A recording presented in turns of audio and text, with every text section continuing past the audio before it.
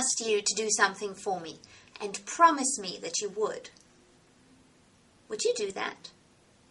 Would you do everything you could to fulfill that promise? Chances are you would, right? Most people would. I'm Jackie Gates. I'm with the Home and Small Business Network. I'm also known as the Goddess.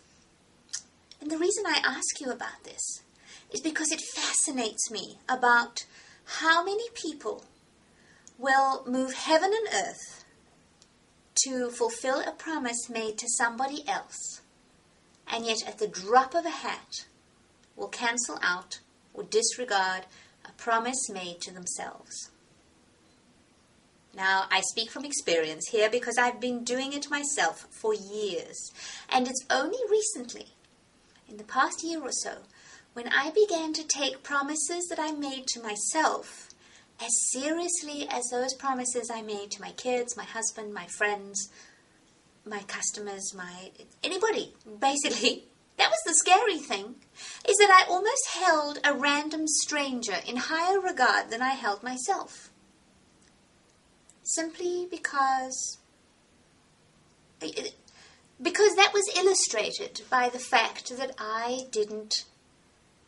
took a promise made to them more seriously than I took a promise made to myself. I've been reading a lot in Joe Schroeder's new book, The Disciplines of Doership. And that's what really got me thinking about this. In that each day that you go to bed a little disappointed, you wake up in the morning, for example, and you're all excited. Today's the day I'm going to stick to my diet. Today's the day I'm going to smoke 5 less cigarettes. Today's the day I'm going to put out that content that I'm supposed to do, get that website up, get started on something, read that book, whatever it happens to be. You make those decisions. You make those promises to yourself. And really by lunchtime they're gone, right? And so you go to bed with that vaguely dissatisfied feeling, that disappointment in yourself. I know, because I did it for years. And here's what I want you to know. You are the most important person in your life. You need to treat yourself like the most important person in your life. And if you make a promise to yourself, that's the one you move heaven and earth to fulfill. Because believe me, at the end of the day, your self-worth depends on it. It depends on how you view yourself, how you treat yourself, the standards to which you hold yourself. And if you have this little tiny picture, if you have all these broken promises scattered around you,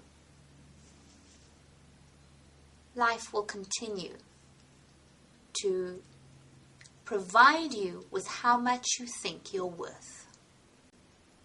So that's all I'm going to talk to you about today, because it's so pivotal and so important that I don't want to mussy it up with some other bits of information. I do have more to tell you, but it'll save it for another day.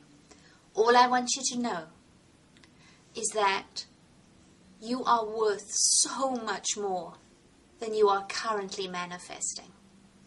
Really, unless you're Bill Gates or Richard Branson, that is going to be true, right?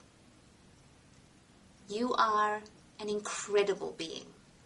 You are deserving of the highest standards, but those will only come when you hold yourself to them first. So if you've made yourself a promise on January 1st to lose some weight, to stop smoking, to get your business up and running, to get your taxes done before deadline, any of those things, and you haven't done them yet, you need to get them done. Because it's for you. And when you live for you, I don't want it to sound selfish, but it's the same kind of thing as they tell you when, in an airline crash.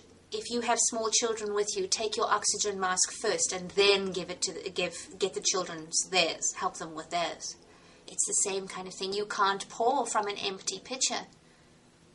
And you can't live the life of your dreams unless you treat yourself as though you're worthy of it. I'm the goddess known as Jackie. Keep your promises, people, especially to yourself.